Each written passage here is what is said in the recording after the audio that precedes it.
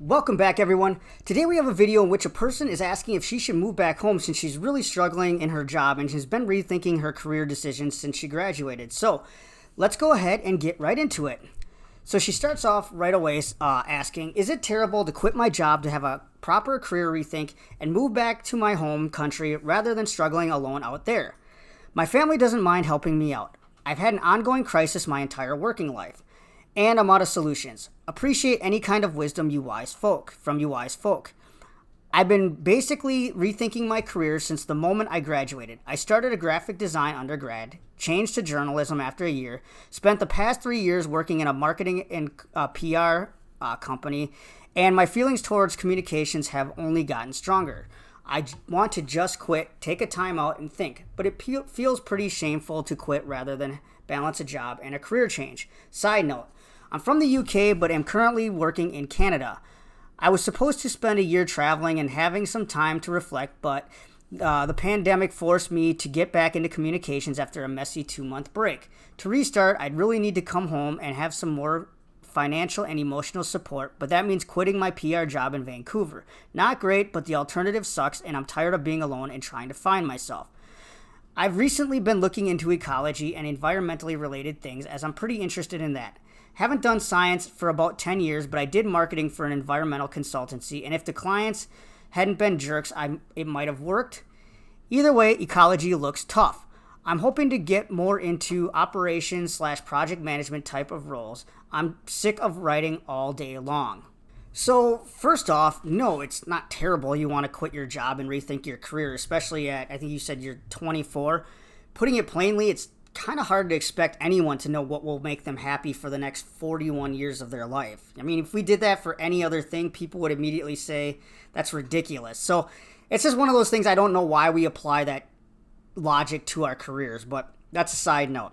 Anyways, it might be helpful if you're looking into going into ecology to see if you actually enjoy doing it. I know you worked with a client, but you were just doing marketing, which is kind of more office related, and you said you wanted to do operations and management. So it might be helpful to start looking into some type of volunteer opportunities you can do once you get back, or maybe you can still do while you're in Vancouver before you make the move. That way you can, get that field experience to see if this is even something you really enjoy, or also to see if what parts of that field you like and don't like, since every field or every job in a specific field isn't created equal. It's also going to help give you some experience that you'll be able to put on a resume, especially when you're applying to schools, or when you do go for that job, if that's the career direction you decide to go in, you'll already have some field experience that you can say, hey, I've done this at least on a volunteer level. In conservation operations, having a good background in writing and marketing is a really good thing, especially since a lot of those places are going to rely heavily on grants, working with corporate partners to do research. So, you do have some transferable skills, so kind of figure out what transferable skills you already have, and then start looking at job postings of positions that you may want to consider, and then look at the skills you're going to need. And then also, start looking at, consider 2 to 3 other job fields or careers that you're interested in, just in case you look into conservation and you realize that you don't really enjoy it. Because you don't want to quit your job and put all your eggs into one basket and then it not work out for whatever reason, and then you're right back to where you are, except now you're even more frustrated because you have spent money on a degree, or you quit a job that even though you didn't like it, it was paying decent, whatever that is. You just want to make sure that you're setting yourself up to move forward. Even if it's you have to take a couple steps back, you want to be moving forward in the long run. Another thing to consider is it just your specific job that you don't like, and maybe you'd like something else in the field? Is it specifically the fact that you're writing all day and that's what you don't like? Or is it, things like you don't like the environment, the culture, your coworkers, the day-to-day things that you're doing? Do you still like communications, but would you be interested in more like public affairs or public relations as like a spokesperson or something like that, where you're kind of moving around a little bit more and you're, talking to people more. So, and the reason I ask is just because you've had only the one experience in this one job. So, what other opportunities within the field that you're already in? That way you don't necessarily have to go right back to school and say, I need to do something completely different. If you do go back to school, though, I would consider, the options between getting a master's degree and a bachelor's. Since you do have some good work experience, you have a couple years in the field, you may want to consider looking into a master's because that'll put you ahead of the game, whereas a bachelor's is not really going to, I don't think it's going to help you as much as you think it would. You're kind of just going to be starting back at square one completely. And like I said, since you do have some transferable skills, a master is just going to be able to build on that, especially if you end up going into ecology or conservation, because that's definitely an area that's going to put you on the map a little bit more. And it's definitely smart to move back home. Being around supportive people, especially friends and family, can help you bounce back much quicker.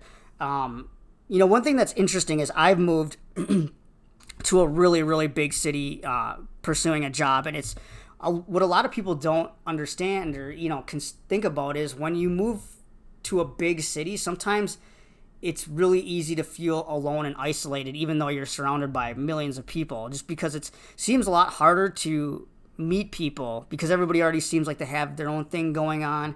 And, meeting people at work isn't always as easy as you might think it is, or that people might think it is. So, so I don't think there's anything to be ashamed of in that. Just don't do what I did when I moved back home after quitting a job that I hated, and then completely isolate yourself from friends. Because what I did is I was like too embarrassed to admit my job didn't work out. So I was like, I don't really want to go hang out with people, and then I'm going to feel like, I'm a loser and whatever. And I was telling myself all these things that actually weren't even true. So, make sure you connect with people right away. Another thing, I want to ask you this, though, is the whole finding yourself journey strictly related to your job, or are there other things you're missing as well? If it's just your job, it could be that you've put too much stock in your career as kind of as it defines as you have defined it of who you are. Could it have things to do with, being really far away from your family?